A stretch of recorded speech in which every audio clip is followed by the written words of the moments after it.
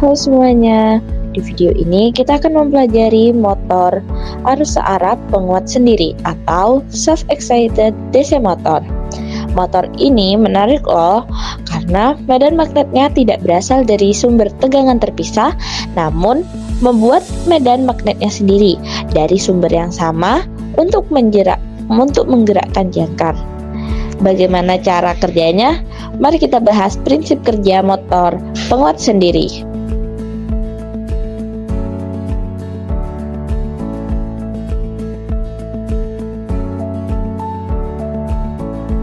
Prinsip kerja. Pada saat motor dihubungkan ke sumber DC, arus mulai mengalir ke kumparan medan. Ini menghasilkan fluks magnet. Lalu, arus pada jangkar mengalami gaya, sehingga rotor berputar. Putaran mengikuti searah jarum jam. Karena kumparan medan mendapatkan arus dari sumber yang sama, fluks magnet otomatis mengikuti perubahan beban. Dari simulasi, terlihat bahwa ketika beban bertambah, arus jangkar meningkat, sehingga torsi juga meningkat. Motor self-excited dapat menyesuaikan kebutuhan torsi berdasarkan kondisi beban. Selanjutnya, kita masuk ke bagian karakteristik motor penguat sendiri. Pertama, arus penguat medan atau field current berasal dari sumber tegangan yang sama dengan arus jangkar atau armature current. Artinya, motor ini tidak memerlukan sumber terpisah untuk menghasilkan medan magnetnya. Kedua, kuat medan magnet bergantung pada besar arus yang mengalir di kumparan medan. Jadi, jika arusnya berubah, misalnya karena perubahan beban, maka medan magnetnya juga bisa berubah. Ketiga, fluks magnet pada motor ini tidak konstan, karena fluks dihasilkan sendiri dari arus medan. Jadi, saat beban meningkat dan arus jangkar bertambah, tegangan terminal bisa turun dan fluks sedikit berkurang. Keempat, tegangan terminal dibagi antara kumparan medan dan kumparan jangkar. Jadi, pembagian tegangannya tergantung pada jenis penguatannya, apakah seri, shunt, atau compound. Kelima, motor ini memerlukan arus awal untuk membangkitkan medan magnet. Tetapi, walaupun tanpa arus awal, motor masih bisa berputar karena adanya kemagnetan sisa atau residual magnetisme di kutub medan.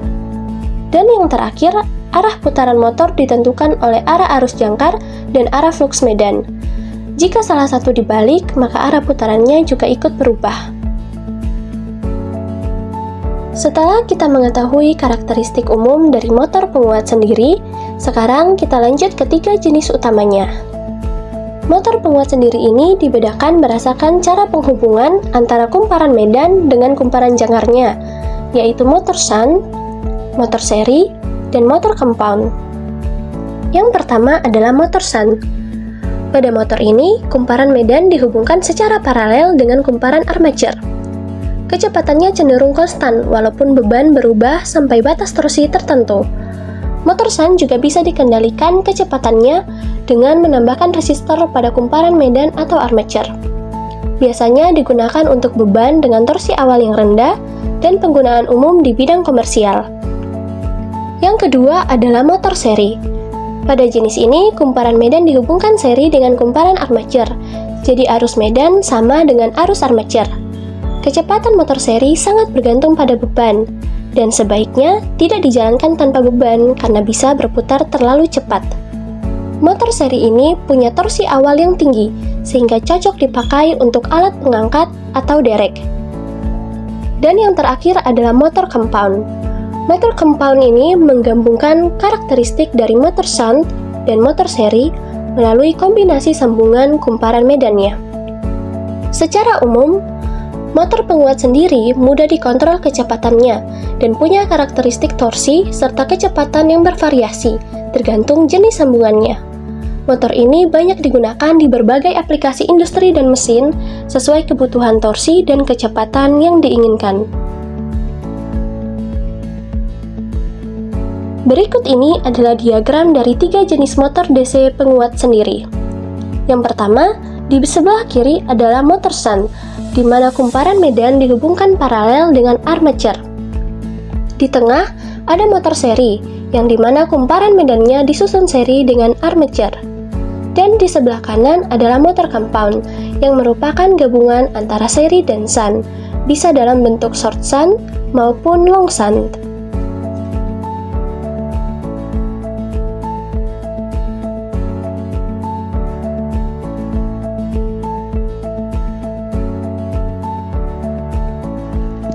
Dengan demikian, kita telah melihat bagaimana prinsip kerja dan karakteristik motor penguat sendiri.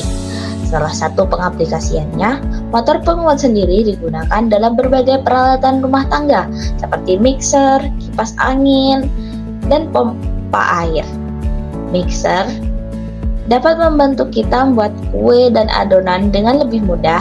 Kipas angin yang dapat menyejukkan ruangan pada hari-hari panas, dan pompa air yang membantu memenuhi kebutuhan air di rumah ataupun industri. Dan mengapa motor penguat sendiri yang dipilih?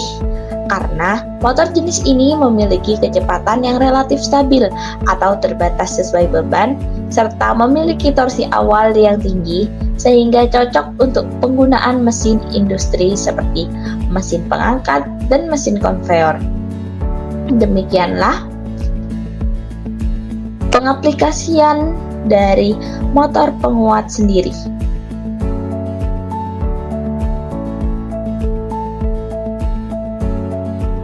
Terima kasih sudah menonton. Jika video ini membantu, jangan lupa like dan share ya. Sampai jumpa pada materi berikutnya. Terima kasih.